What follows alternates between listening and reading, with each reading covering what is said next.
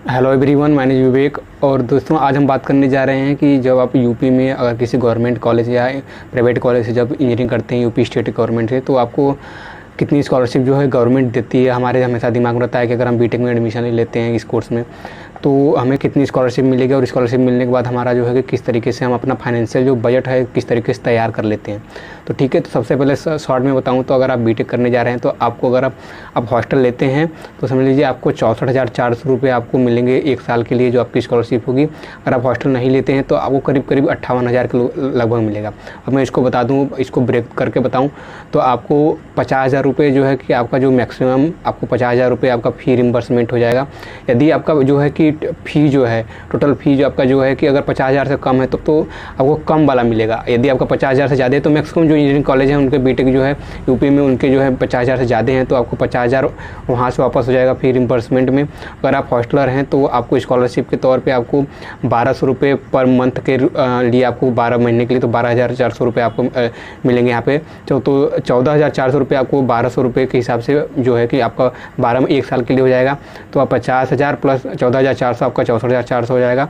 यदि आप मान लीजिए हॉस्टल नहीं लेते हैं तो आपको 550 रुपये आपको फिर भी स्कॉलरशिप मिलेंगे, तो आपको 50,000 फिर रिम्बर्समेंट आपका होगा। फिर 550 रुपये पर मंथ के हिसाब से आप मान लीजिए आपको करीब 8,000 या 9,000 के लगभग आपको पूरा टोटल मिलेगा। तो आपको टोटल मिलाकर आपको 58,000 59,000 के लगभग आपको मिल जाएगा आपको स्कॉलरशिप।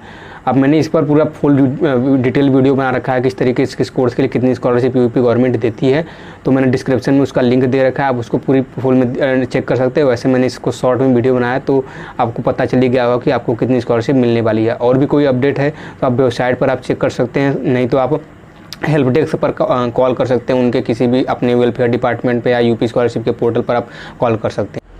दोस्तों, एक दूसरा तरीका भी है अपने फ़ी को कम करने के लिए, वो है ट्यूशन फ़ी वेवर सीट आप ले सकते हैं। जो AICTE हर जो है कि स्टेट गवर्नमेंट में आपको जो है कि यूनिवर्सिटी या कॉलेज में प्राइवेट हो चाहे गवर्नमेंट हो उसमें आपको हर ब्रांच में 5% सीट जो है कि ट्यूशन फ़ी वेवर कोटा का मिल जाएगा। अब उसमें अप्लाई अगर सीट ले लेते हैं तो आपको शुरुआत से ही आपको ट्यूशन फ़ी नहीं देना पड़ेगा। इस बात का भी ध्यान रखिएगा कि ट्यूशन फ़ी के अलावा आपको जो भी फ़ी होगा आपको पे करना पड़ेगा। तो एक बार फ़ी स्ट्रक्चर ज़रूर देख लीजिएगा। तो मैक्सिमम में आपको ट्यूशन फ़ी जो है फ़ी स्ट्रक्चर में ज़्यादा से ज़्यादा ही मिलता है, कहीं कहीं भी आधा भी हो जाता है, कहीं कहीं आपको आधा पे करना पड़ सकता है। तो इस बात का भी ध्यान रखिएगा। तो मैंने इस पर भी डिटेल वीडियो बनाया है, आप चाहें तो उसमें को भी देख सकते हैं।